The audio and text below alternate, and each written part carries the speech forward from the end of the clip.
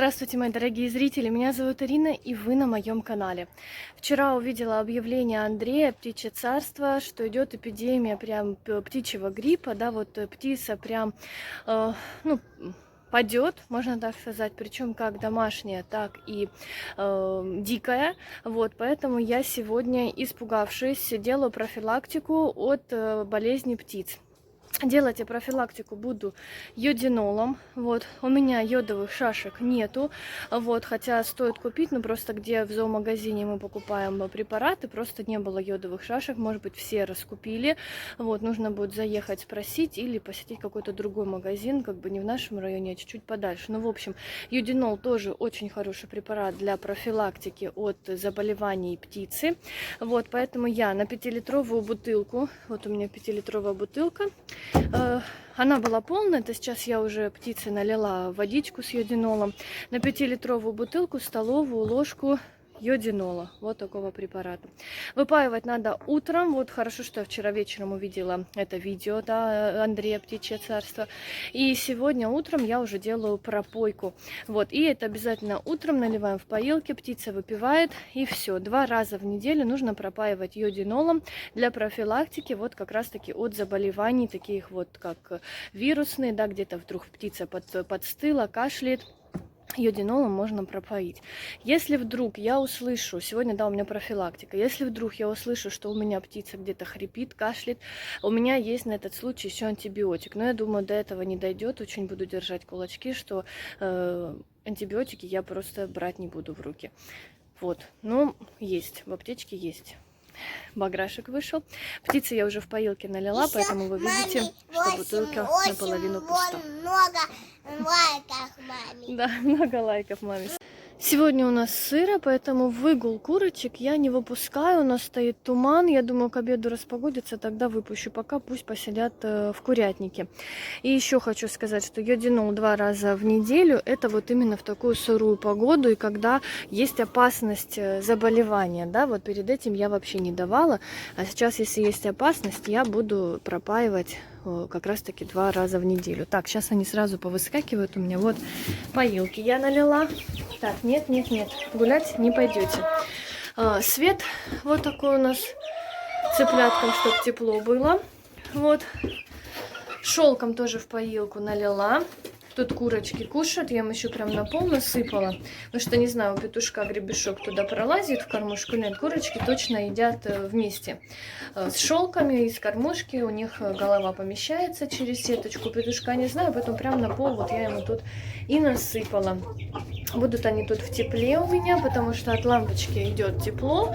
И так как закрыта я окошко закрыла, хотя там все равно щелочки есть, свежий воздух поступает.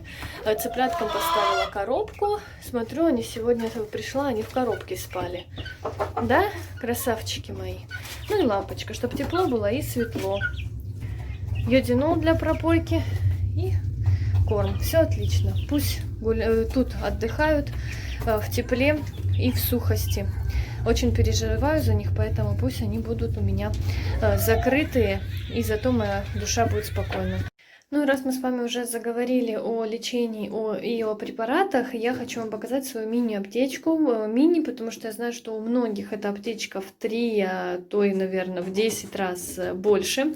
И по количеству, и по объему. Но это, как бы, знаете, такая, я новичок, и это самые такие, наверное, необходимые препараты первой помощи. Йодинол, которым я сегодня пропаивала курочек своих.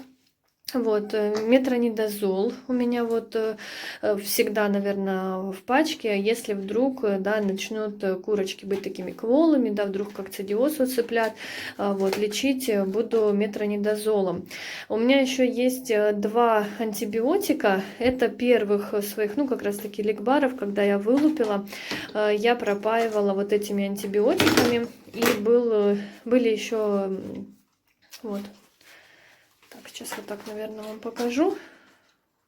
Вот так. И я добавляла еще к ним мед и добавляла обычную аскорбинку.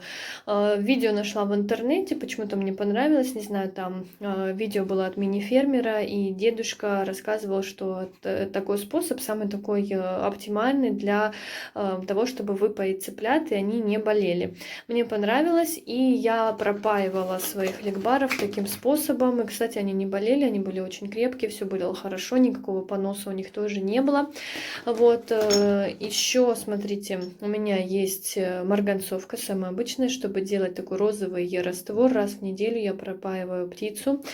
Тоже хорошо для профилактики от всех вот этих заболеваний и предотвращения того же кокцидиоза.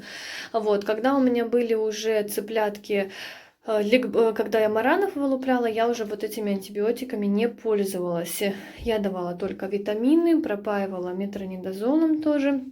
Уже когда им было 2 недели, когда я их уже выпустила на улицу. У меня есть еще витамины. Витамины у меня есть вот такие. Балавит. Вот. Форте. И у меня есть витамины вот в шприце. Нет, это не то.